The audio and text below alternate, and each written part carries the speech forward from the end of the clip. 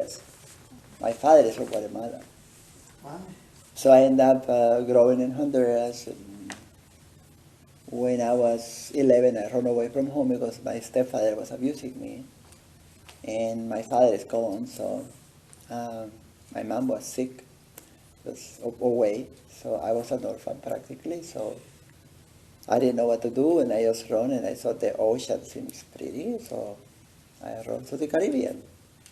And being in the Caribbean, the beach, this old man, Hochi, came to me and told me, hey, you need to be with me. And well, I was afraid of him, but I was very hungry because I've been running for days. And then they said, oh, I'm safe, he got his kids, so I ended up living with these people from the Chorti tribe, Mayan Chorti tribe. My father was from a different Mayan tribe in Guatemala, from a different group. So for 4 years I lived in the jungle with these people, and Hochi taught me the calendar.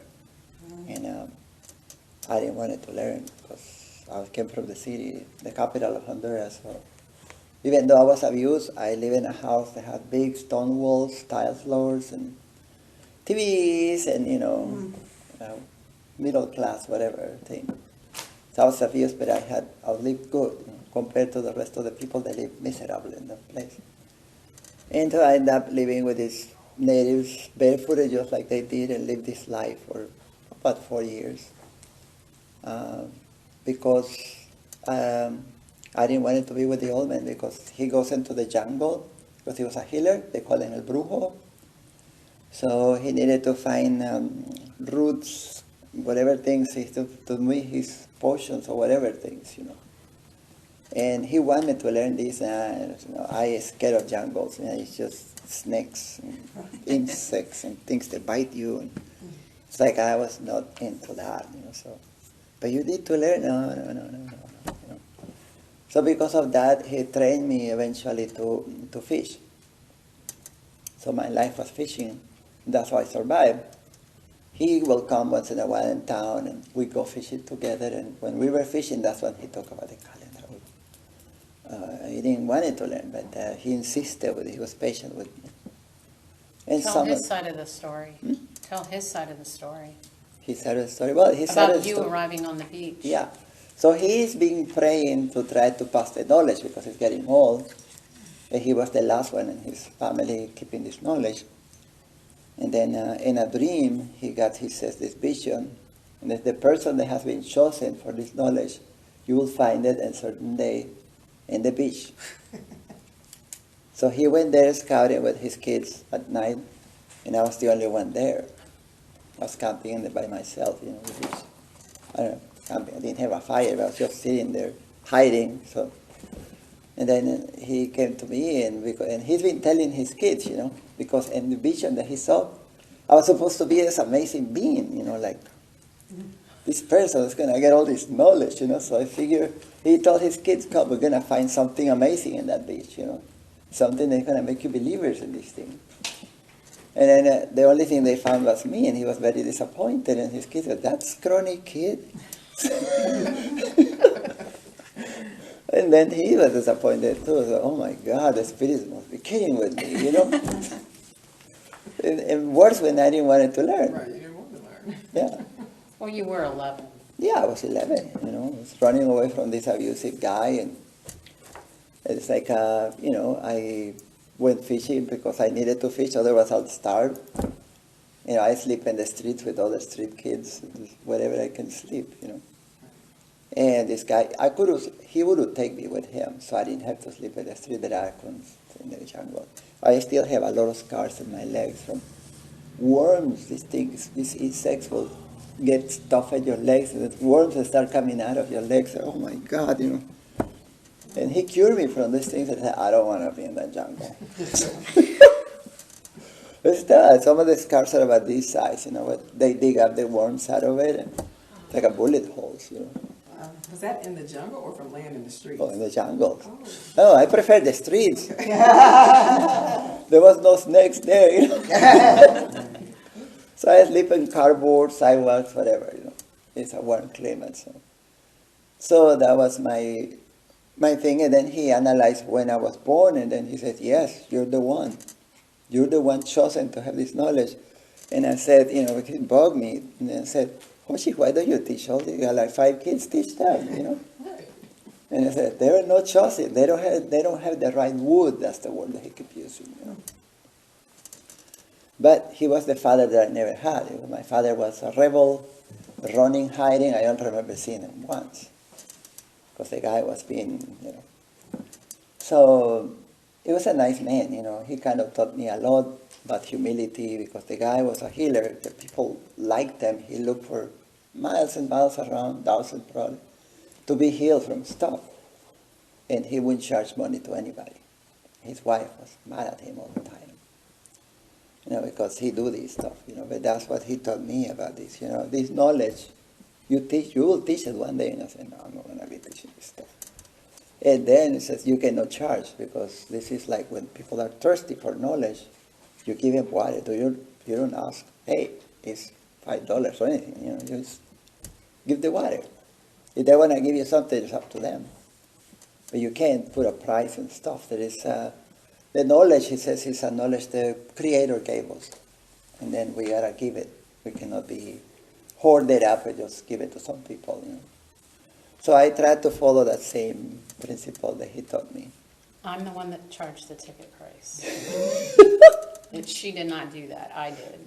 So it's like I have a problem with one of my daughters out there in Minneapolis because, I tell them, I'm homeless. You're homeless because you want to. You should charge these people. And I say, I can't do that, So I go with the flow and people give me food and places to stay and I just keep traveling and stuff. So my needs are met, So that's the more important things, So at the beginning of their first learnings, and then he started making quiz on me because he noticed that I was kind of rolling my eyes, looking the other direction. We were fishing, and he's talking about these forces and things.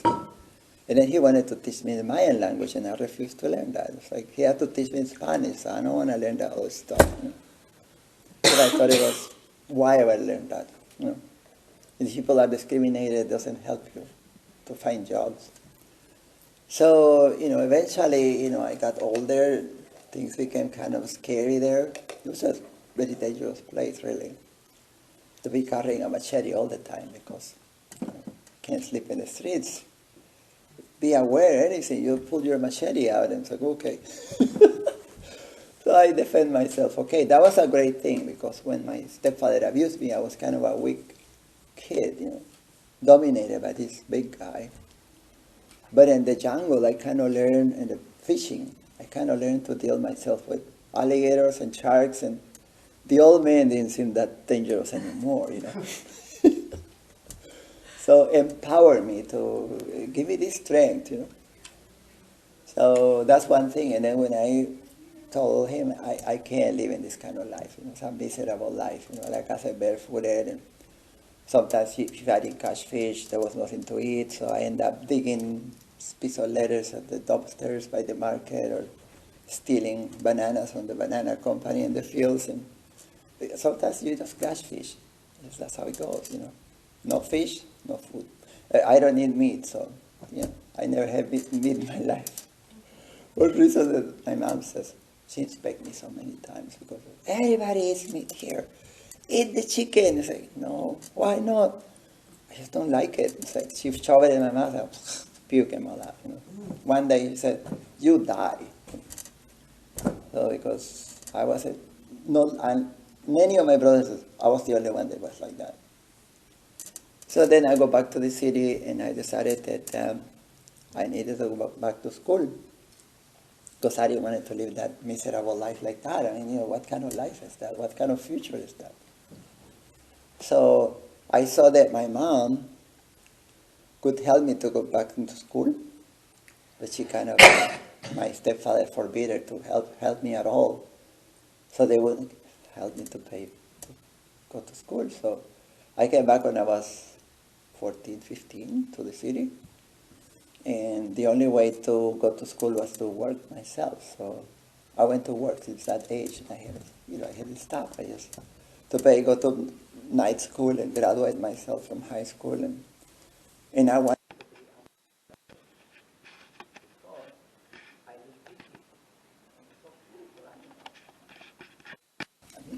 amazed at these things and the ocean and diving and seeing all these colors. So I had studied these things.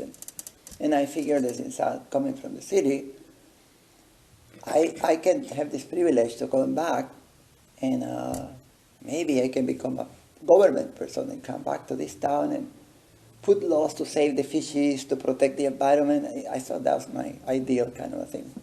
I find out though that if I'm working and going to college, it's going to take me like 80 years for it to graduate because the classes that I wanted were not at the time that I wanted. And it's a very slow process, and I thought, this is bad, you know.